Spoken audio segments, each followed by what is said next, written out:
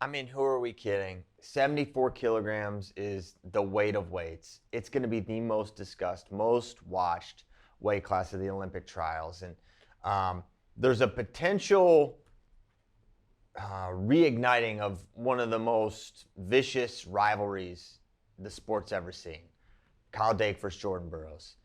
But the roles have been reversed because for the first time in Jordan Burroughs' career, he's going to wrestle the challenge tournament bracket at the Olympic trials. He's never done that before. In 2012, he had the bye because he was the champ in 11.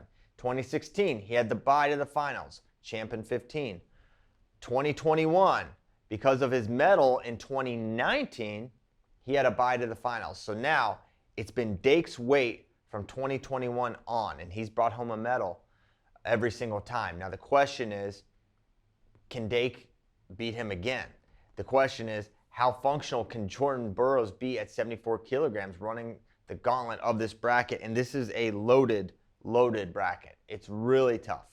And for Jordan Burroughs to make it, he's going to have to go through some young up-and-comers and some really seasoned guys at the senior level. So let's dive in. Jordan Burroughs is going to be the top seed, almost without a doubt here, of this challenge tournament, right? Dake's out. He's not in the bracket. He's just awaiting the winner of the challenge tournament. So Burroughs is the one. Who's going to be the two?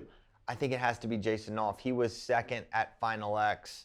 Nolf has never beaten Burroughs, so I think their past history makes Burroughs the top seed. Now the three, I believe, will be Keegan O'Toole. He was on the national team last year. I believe he's the only other national team member at this weight class.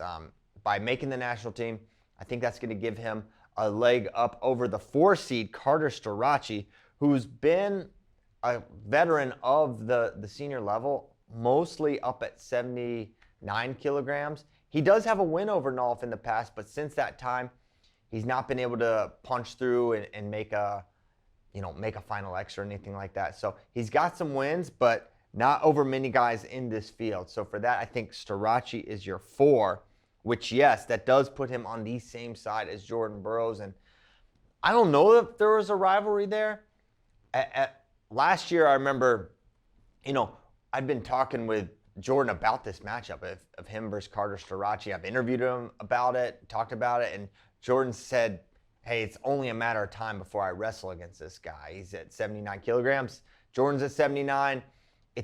It feels like Carter's the next best guy, and they've never been able to hit. Carter's never been able to make it to him. And last year at the U.S. Open, I was like, I went to Jordan. I was like, man, it's never going to happen. He's like, yeah, it might never happen.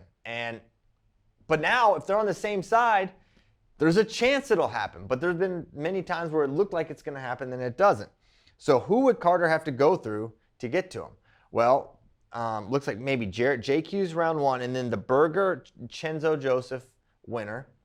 That feels winnable. And then, provided Jordan beats the Meyer Mitchell Messenbrink winner, that sets it up. So it feels like if this is how the seeds go, which these are John Kozak's predictions, we don't know. We won't know until probably Monday who is seeded where at this weight class. But I think the logic that Kozak's using here makes a lot of sense. And the structure of it, the basic framework, the basic foundation, Jordan 1, Nolf 2, Keegan 3, Storaci 4, that feels about right. That feels like it probably wouldn't get changed because the 5 seeds, according to Kozak's, Chenzo, 6, Carr. Then you have 7 seed, where is it? Quincy Monday, who's honestly a pretty tough guy out of the 7. And then 8 seeded Meyer Shapiro, or 8 seed Mitchell Messenbrink, 9 seed Meyer Shapiro. I mean, that's a dream matchup. That's one we wanted to see. It's ever since last year's Junior Worlds, we were like, how awesome would a Meyer Shapiro Mitchell Messenbrink matchup? We may see it round 1 at Olympic trials. I hope, hey, 8-9, close enough. Seeders, make this one happen. We want to see this match. This would be incredible one to see. Winner gets Jordan Burroughs. Maybe that's a tougher matchup, but I don't think that's something that Mitchell is going to, or Meyer is going to particularly back down from. So I think this is how it goes. The questions are, Jordan at the weight class. He hasn't wrestled scratch 74, man, since 2021. because he's wrestled at some 74 kilogram brackets, right? But they've all had allowances. I don't think he's made scratch 74 in a couple of years and competed.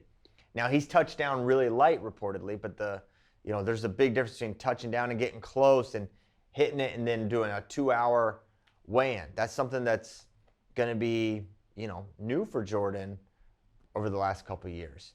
So seeing how these guys hold up. Now for most guys, they're the same was true, I think, also for Carter Starachi. Carter is someone who, I watched him wrestle at the All-Stars. Like, good gosh, how is he ever going to make 74 kilograms, 163 pounds? That's 11 pounds lighter than his collegiate weight class.